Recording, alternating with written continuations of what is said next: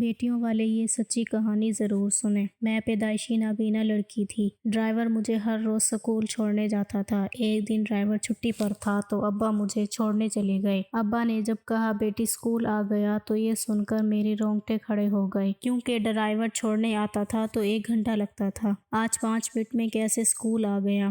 مجھے ڈرائیور پہ شک ہوا، کیونکہ وہ روز مجھے راستے میں بسکٹ کھلاتا تھا اور پھر مجھے۔ میں پیدائشی نابینا تھی۔ گھر کا ڈرائیور مجھے ہر روز سکول چھوڑنے جاتا تھا۔ ایک دن ڈرائیور چھٹی پر تھا تو ابا مجھے سکول چھوڑنے چلے گئے۔ ابا نے جب کہا بیٹی سکول آ گیا تو یہ سن کر میرے رونگٹے کھڑے ہو گئے، کیونکہ ڈرائیور چھوڑنے آتا تھا تو 1 گھنٹہ لگتا تھا۔ آج 5 منٹ میں کیسے؟ مجھے ڈرائیور پہ شک ہوا، کیونکہ وہ روز مجھے راستے میں بسکٹ کھلاتا تھا۔ ایک روز ڈرائیور مجھے سکول چھوڑنے گیا تو میں نے بسکٹ نہ کھایا۔ ابھی 5 منٹ ہی ہوئے تھے کہ اس نے گاڑی روک کر جلدی سے دروازہ بند کر دیا، جیسے جلدی میں ہو۔ آج امی نے ناشتہ دیر سے بنایا تھا، جس کی وجہ سے مجھے دیر ہو گئی تھی، اور ڈرائیور بھی تیز گاڑی چلا رہا تھا۔ تھوڑی دیر بعد ڈرائیور نے گاڑی کا دروازہ کھولا اور مجھے التجانہ انداز میں کہا، بسکٹ کھا لو، آج اچھی جگہ سے لایا ہوں، دیکھو یہ بہت مزے کے ہیں۔ مجھے گھبراہٹ ہونے لگی، نہ جانے اس بسکٹ میں کیا تھا۔ کھاتے ہی چکر آنے لگتے تھے۔ ڈرائیور زبردستی کرنے لگا کہ بس ایک بسکٹ کھا لو، یہ بہت مزے کا ہے، لیکن میرا دل نہیں مانا۔ میرا دل کیا کہ میں گاڑی سے اتر جاؤں اور زور سے آواز لگاؤں، لیکن میرے پاس کوئی ثبوت نہیں تھا کہ ڈرائیور کچھ غلط کر رہا ہے کہ نہیں۔ ڈرائیور تو بس مجھے کھانے کے لیے بے تحاشا منت کر رہا تھا، مگر میں نے بسکٹ نہیں کھایا۔ گھر آنے پر امی کو بتائے بغیر میں اپنے کمرے میں چلی گئی اور سو گئی۔ شام میں جب میری آنکھ کھلی تو میں بہت آرام دہ محسوس کر رہی تھی، جو اکثر بسکٹ کھانے کے بعد میں نہیں کرتی تھی۔ میرا پورا دن رہتا تھا اور مجھے سو کر اٹھنے کے بعد بھی سر بھاری محسوس ہوتا تھا، لیکن آج جب میں سو کر اٹھی تو بہت ہلکا محسوس کر رہی تھی۔ مجھے ایسا لگا کہ وہ سب کچھ بسکٹ کی وجہ سے ہوتا تھا۔ میں نے یہ بات کسی کو نہ بتائی۔ اگلے دن ڈرائیور نے مجھے چھوڑنے میں 1 گھنٹہ 15 منٹ لگائے۔ وہ آج زیادہ دیر تک مجھے گاڑی میں چھوڑ کر چلا گیا۔ اس کا انتظار کرتے کرتے وہاں سے نکل کر میں خود چلنے لگی کہ اچانک سے مجھے کوئی پکڑ کر گاڑی میں بٹھانے لگا۔ آواز سے یوں محسوس ہوا کہ وہ میرا ڈرائیور تھا، جو مجھے زبردستی 1 بسکٹ کی بجائے آج 2 کھلا رہا تھا۔ میں نے آوازیں لگانا چاہی، لیکن اس نے میرے منہ پر ہاتھ رکھ لیا اور مجھے زبردستی بسکٹ کھلانے لگا۔ بسکٹ کھاتے ہی میں اپنے ہوش کھو گئی۔ مجھے نہیں پتا اس کے بعد میرے ساتھ کیا ہوا۔ آنکھ کھولی تو امی نے کہا، ڈرائیور تمہیں گھر لے آیا تھا، تم بے ہوش ہو گئی تھی گرمی کی وجہ سے۔ مجھے نہیں سمجھ آیا کہ میرے ساتھ ہوا کیا۔ جو میرے دماغ میں چل رہا تھا سب ویسا ہی تھا، یعنی کہ ڈرائیور میرے ساتھ۔ میں نے اس بارے میں امی کو کچھ نہ بتایا، بلکہ یہ بھی نہیں کہ ڈرائیور نے مجھے زبردستی بسکٹ کھلانے کی کوشش کی تھی، کیونکہ ہوش میں آنے کے بعد مجھے خود بھی یاد نہیں تھا کہ میرے ساتھ ہوا کیا تھا۔ اگلی صبح میں نے بہانہ بنا کر سکول کی چھٹی کر لی تھی، کیونکہ وہ سب میں دوبارہ نہیں محسوس کرنا چاہتی تھی۔ لیکن سکول نہ جانے پر ڈرائیور میرے کمرے میں آ کر مجھ سے پوچھنے لگا، بی بی صاحبہ آج آپ سکول نہیں گئیں؟ امی نے انتہائی غصے سے آواز کی سمت کھڑے ڈرائیور کو دیکھا، لیکن ڈرائیور کی آواز سے وہ کچھ پریشان لگ رہا تھا۔ میں نے اسے کچھ نہ بتایا اور خاموش رہی۔ پھر مجھے کہنے لگا، بی بی صاحبہ میں آپ کے لیے 1 بسکٹ لایا ہوں۔ میں تجسس اور بے بسی سے اپنے ہونٹ کترنے لگی اور دماغ میں منصوبہ بناتے اس کی طرف دیکھنے لگی۔ میں نے کہا، مجھے ایک چیز تو یاد نہیں، مگر تھوڑا تھوڑا یاد آ رہا ہے کہ کل آپ نے میرے ساتھ کچھ غلط کیا تھا۔ میں نے کہا۔ ڈرائیور نے بہت عام سے لہجے میں کہا، مجھے لگا کہ میرا وہم ہوگا، کیونکہ مجھے ساری باتیں تو کل کی یاد نہیں تھیں، اس لیے میں نے کچھ نہ بولا۔ صبح صبح کمرے میں لیٹے رہنے سے مجھے بھوک لگنے لگی تھی، اس وجہ سے میں نے بسکٹ لے لیا، یہ سوچے بغیر کہ اس میں کچھ الٹا بھی ہو سکتا ہے، کیونکہ ڈرائیور انکل نے مجھے وہ بسکٹ بہت پیار سے دیا تھا، اس لیے ایک بار پھر سے میں نے وہ بسکٹ کھانے کی غلطی کر لی تھی۔ دن یوں ہی گزرتے رہے۔ ایک دن میں ڈرائیور کے ساتھ جانے لگی تو مجھے ایسا لگا کہ وہ کسی سے فون پر بات کر رہا ہے، وہ بھی میرے متعلق، کیونکہ میں نے اس کے منہ سے سنا تھا، ہاں بسکٹ کھلا دیے ہیں، آج بھی کھلا دوں گا تو بتاتا ہوں۔ میں نے صرف اتنا ہی سنا تھا کہ امی نے مجھے آواز لگا دی، بیٹا میں تمہیں دوائی دے رہی ہوں، اس کے بعد کھا لینا، میں تمہارے لیے ڈاکٹر سے خاص طور پر لائی تھی، بس اللہ شفا دے تمہاری آنکھوں کو اور جلدی سے تم دیکھنے لگو۔ میں دوائی لے کر گاڑی میں بیٹھ گئی۔ تھوڑی ہی دیر بعد ڈرائیور نے ایک بار پھر سے گاڑی روکی۔ اس بار تو میں نے ٹھان لی تھی کہ ڈرائیور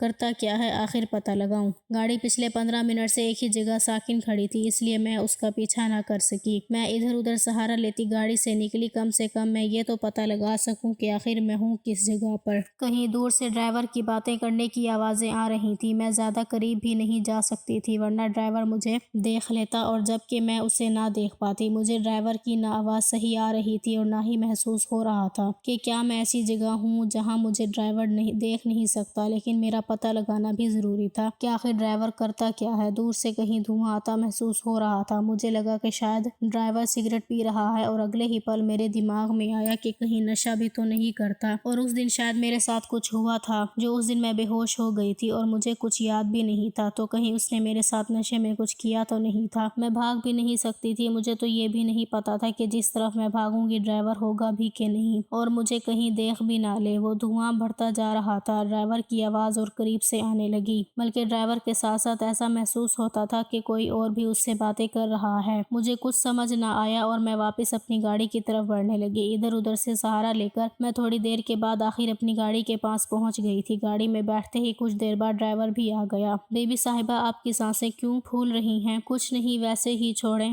میں نے ڈر کر کہا۔ اتنی دیر کیوں ہو گئی تھی آپ کو؟ میں نے ہمت کر کے پوچھا۔ کچھ نہیں بی بی صاحبہ، اپنے بچوں کے لیے دوائی لے رہا تھا۔ غریب کے بچے تو بس بیمار ہوتے ہیں۔ یہ کہتے ہی اس نے جیب میں ہاتھ ڈالا، جس کی وجہ سے چر کی آواز آنے لگی اور ساتھ ہی مجھے اس نے بسکٹ پکڑا دیا۔ اس کی آواز سے اور بات کرنے کے انداز سے ایسا کہیں محسوس نہیں ہوا تھا کہ اس نے کوئی سگریٹ یا نشہ کیا ہے، لیکن اس کی اس بات پر میرا تجسس اور بڑھ گیا کہ ہو نہ ہو ڈرائیور نے جھوٹ بولا ہے، کیونکہ جس جگہ ڈرائیور موجود تھا اس کی ہلکی ہلکی آوازیں مجھے آ رہی تھیں، اور یہی نہیں اس جگہ پر دھواں بھی اٹھ رہا تھا۔ کیا وہ شیشہ تو نہ پیتا ہوگا؟ میں نے دل ہی دل میں سوچا، کیونکہ ہر غریب اپنا غم مٹانے کے لیے یہی کرتا ہے، لیکن اس کے پاس پیسے کہاں سے آ سکتے ہیں؟ میں خود ہی دل میں سوال کرتی اور خود ہی جواب نکال لیتی، لیکن ادھر وہ کسی سے بات بھی تو کر رہا تھا۔ مجھے یاد آیا کہیں اسے کسی نشے میں تو نہیں ملوث کر دیا۔ بی بی صاحبہ، کیا ہوا؟ کہاں گم ہے؟ آپ کو بھوک لگ رہی ہوگی نا، یہ بسکٹ کھا لیں آپ مجھے یہ بسکٹ کیوں دیتے ہیں؟ روزبل آخر میرے منہ سے نکل گیا۔ اور اس دن جب میں بے ہوش ہو گئی تھی تب آپ نے مجھ سے زبردستی کی تھی نا، مجھے ہلکا ہلکا یاد آ رہا تھا۔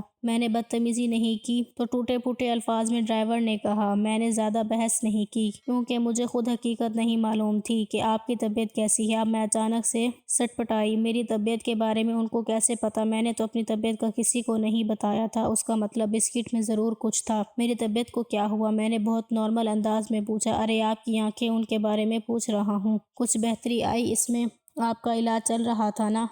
ہاں وہ اچھا کیا فرق کچھ بھی نہیں پڑا ہوگا؟ ڈرائیور نے حیرانی سے پوچھا۔ نہیں، امی نے دوائی لی تھی اور میں روز کھاتی ہوں، مگر اس سے بھی کوئی فرق نہیں پڑتا۔ میں کیوں غلط سوچ رہی تھی ڈرائیور کے بارے میں، جبکہ وہ کتنا دل کا اچھا ہے؟ میں نے خود سے ہم کلام ہوتے ہوئے کہا۔ شاید میں زیادہ سوچ رہی تھی۔ یہ سوچتے ہی میں نے ڈرائیور سے بسکٹ مانگا اور معمول کے مطابق کھانے لگی، اور ہمیں کچھ وقت انتظار کرنا پڑا کیونکہ اب ہمیں انتظار کرنا تھا تو کافی دیر ہو چکی تھی، اور میری حالت خراب ہونے لگی۔ میرا سر چکرانے لگا۔ میری حالت دیکھ کر ڈرائیور سن ہو گیا۔ اس سے پہلے کبھی بھی میری یہ حالت ڈرائیور نے نہیں دیکھی تھی۔ ڈرائیور پریشان ہو گیا اور جلد از جلد گاڑی ٹھیک ہوتے ہی مجھے گھر لے گیا۔ اس کے بعد اگلے 2 دن تک مجھے ڈرائیور نے نہیں چھوڑا۔ مجھے بابا لینے اور چھوڑنے جاتے تھے۔ میں نے بابا سے پوچھا، یہ ڈرائیور کہاں ہے؟ بابا نے کہا، اس کی طبیعت ٹھیک نہیں، اس لیے تو میں چھوڑ رہا ہوں۔ کچھ دن گزرنے کے بعد ڈرائیور جب مجھے چھوڑنے گیا تو میں 5 منٹ میں پہنچ گئی۔ مجھے حیرانی ہوئی، ایسے کیسے ہو گیا آج؟ یہ پہلی بار تھا کہ ڈرائیور نے مجھے 5 منٹ میں چھوڑ دیا کہ اس نے مجھے بسکٹ بھی نہیں دیا۔ ایسا 1 ہفتے تک ہوتا رہا تو آخر میں نے پوچھ لیا، انکل اب آپ مجھے 5 منٹ میں کیسے چھوڑ دیتے ہیں اور مجھے بسکٹ بھی نہیں پوچھتے؟ تو ڈرائیور نے بات بنا دی،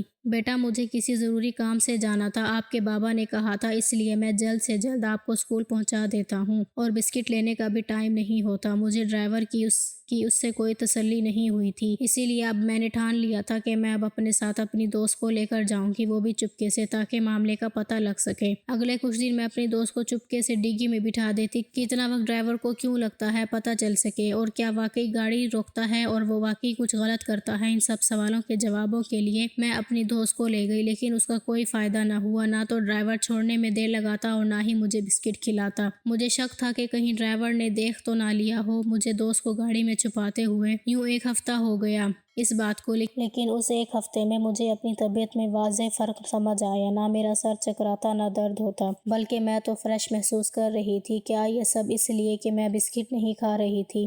بہت سارے سوال تھے اور اب مجھے ان سب کا جواب چاہیے تھا۔ میں نے 1 ہفتے کی سکول سے چھٹی لی ہوئی تھی کیونکہ گھر پہ میری بڑی بہن کی شادی تھی۔ اس میں سب بھی مہمانوں کو بلایا تھا، ساتھ ہی گھر میں موجود باورچن بابا کی خدمت کرنے والے خاص ملازم اور ڈرائیور، کیونکہ یہ سب بھی ہمارے گھر کا ہی حصہ تھے۔ شادی کی تقریب شروع ہوئی تو اوپر منزل پر شور سا مچا۔ ہم سب اوپر کو بھاگے جہاں تیز آوازیں آ رہی تھیں۔ شاید ڈرائیور کسی سے لڑ رہا تھا۔ ڈرائیور کی آواز سے لگتا تھا کہ کسی کو بس قتل کرنے کی دیر ہو۔ سب ڈرائیور سے پوچھنے لگے کہ آخر وجہ کیا ہے۔ اتنی دیر میں ایک زوردار تھپڑ کی آواز آئی، لیکن یہ تھپڑ کس کو پڑا تھا؟ اب بابا کے چلانے کی آواز آئی، تم ہوتے کون ہو میرے خاص مہمانوں سے لڑنے والے؟ تمہیں زندگی بھر میں نے بچوں کی طرح پالا، تمہارے بچوں کو میں نے پڑھایا اور تم ایسا احسان فراموش آج میرے گھر پہ بلائے مہمانوں سے ہی لڑ رہے ہو، وہ بھی گریبان سے پکڑ کر۔ مجھے سمجھ آ گیا کہ بابا ڈرائیور کو ہی ڈانٹ رہے تھے، لیکن ڈرائیور کس سے لڑ رہا تھا؟ میری آنکھ سے اندھی کیسے کچھ دیکھ سکتی تھی؟ آپ اس کو نہیں جانتے صاحب، یہ بہت ذلیل انسان ہے، میں آپ کو کیسے سچ بتاؤں، میری ہمت نہیں ہو رہی۔ ڈرائیور نے نہایت غصے سے کہا، چپ ہو جاؤ اور دفع ہو جاؤ یہاں سے۔ آئی سمجھ بابا کی آواز میں شدید غصہ بھرا ہوا محسوس ہوتا تھا۔ تم جانتے ہو کس پر الزام لگا رہے ہو؟ شبیر صاحب پر، میرے خاص مہمان۔ تمہیں پتہ ہے ان کے بھائی نے یہ گھر ہمیں ڈیلنگ میں دے دیا، ہماری بہت بڑی پراپرٹی کا نقصان ہو گیا تھا۔ شبیر صاحب کے بھائی نے اپنے گھر میں مشورہ کیے بغیر اتنا بڑا فیصلہ کر لیا تھا، لیکن تم غریب کہاں جانو یہ بات بابا کے منہ سے پہلی بار نکلی تھی، شاید اس لیے کیونکہ شبیر انکل کے بھائی کا ہم پر واقعی بڑا احسان تھا۔ نہیں صاحب جی، یہ اتنے اچھے نہیں جتنے آپ سمجھ رہے ہیں، یہ جھوٹا شخص ہے، روز بلے شاہ کے مزار پر جعلی پیر بن کے بیٹھتا ہے۔ اچھا، تمہیں کس نے بتایا؟ تمہیں کام کے سوا ہم جانے کہاں دیتے ہیں جو تمہیں پتا ہو، بابا نے طنزیہ انداز میں کہا۔ صاحب جی، اگر میں آپ کو ایک سچ بتاؤں، آپ غصہ تو نہیں کریں گے؟ ڈرائیور کی آواز کچھ ڈری ہوئی محسوس ہوتی تھی۔ تیرا اور کیا کہنا رہ گیا ہے؟ تو کیا بولے گا؟ اب بول۔ بابا تو جیسے غصے سے پیلے ہو رہے تھے، ان کی آواز میں محسوس کر سکتی تھی کہ بابا جتنا غصہ کر رہے ہیں لال ہو گئے ہوں گے۔ وہ دراصل بی بی صاحبہ بسکٹ، ڈرائیور کی زبان لڑکھڑا رہی تھی۔ بسکٹ کا نام سنتے ہی میرے رونگٹے کھڑے ہو گئے تھے۔ دفع ہو جا اور اب ایک لفظ نہ کہنا، ڈر کے مارے اب کیا کہو گے؟ جو تماشا بننا تھا بن گیا۔ اس وقت بابا غصہ ضبط کر رہے ہوں ایسا محسوس ہوتا تھا۔ رک جائیں بابا۔